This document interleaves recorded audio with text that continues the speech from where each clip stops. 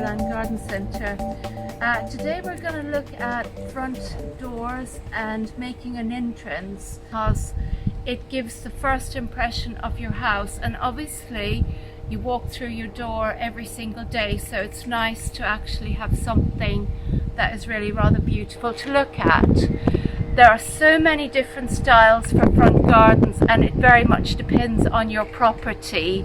If, for example, you have a Georgian front door and entrance, it would look wrong to put some pansies in a barrel. That's more of a country look. So today we're just going to go through the different looks and the different styles of plants you might use. For one of those Georgian properties, it would be lovely to have a couple of square containers, preferably those lovely dark ones, lightweight ones that we sell here in our pot section. And you could use any of these lovely topiary shapes, such as these pyramids here, or you've got these ilex bowls, all sorts of different shapes and sizes. And you could also look at some vase standards, so they would absolutely look lovely for that style of front entrance.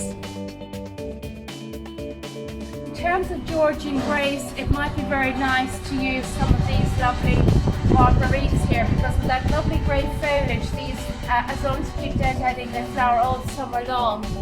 You could keep the scheme all white and have white lizzies, white pelargoniums, and perhaps maybe even use a Trachyspernum, which is the star jasmine. It's an evergreen, which will give you that lovely fragrance throughout June and July.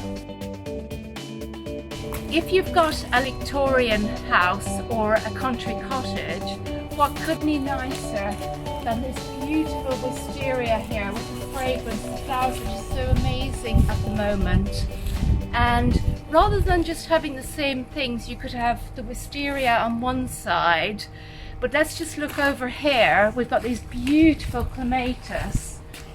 So you could have something like this gorgeous Nubia clematis on the other side. The blue would be complemented by that lovely purple colour. And with these clematis here, they are the Raymond Evansson. And why we like Raymond Evansons, they actually flower throughout the entire plant, not just up the top. So you've got that beautiful continuum of flowers. You could also have maybe a couple of containers in front of that with something like a beautiful cabbage plant, a purple cordyline, or a carpenteria. There are so many other possibilities that you could consider, but we've got a huge range of climbers here. If fragrance is your thing, you could have one of those beautiful honeysuckles. They're just coming into flower now. This one is Sensation, and the smell is absolutely divine. And perhaps for a little bit earlier on in the season, you could couple that with the lovely fragrant Apple Blossom Armandii. And obviously having an evergreen is a great thing for the winter, just to give you lots and lots of cover.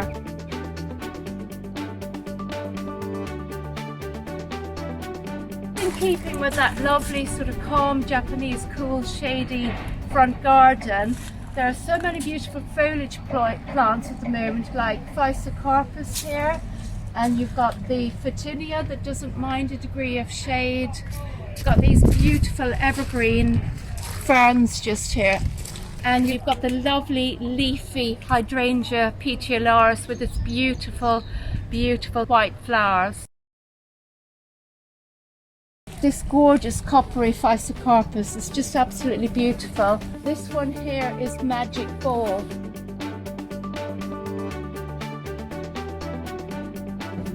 If you find that your front entrance is more of a rustic charm, it's got rustic charm appeal, it's a good idea to go a little bit wild and try lots and lots of different colourful bedding interspersed with some lovely foliage like this heuchera here.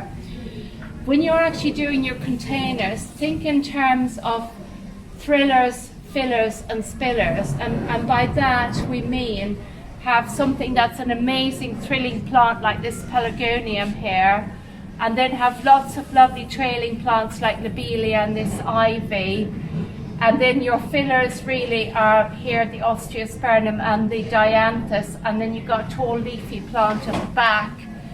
So think of in terms of having masses of containers and colour. You could have either a container either side, like this beautiful one here, but to complement that you could use a couple of hanging baskets further up, and then it's just one mass of colour.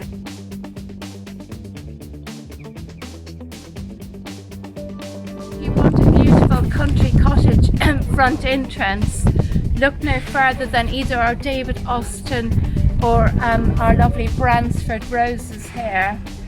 Sometimes rambling and climbing roses can get a bit out of hand in terms of their absolute height. So that's why we've adopted this beautiful range of miniature climbing roses, such as this beautiful nice day here. The great thing about these miniature roses is they're very prolific in flower. They flower from May right through to November, and in terms of height they grow to just about there. So they're just ideal, and you could put one of these on one side of the door and another colour the other side, or you could actually have one of these on one side and then have a clematis on the other side. If fragrance is your thing, I would highly recommend to go with one of the beautiful David Austin climbing roses, because again, with the David Austin climbers, they only grow to about 8 to 12 foot tall, so they're not too large, so they're just ideal in proportion, and it's obviously just great to have that lovely fragrance as you come through.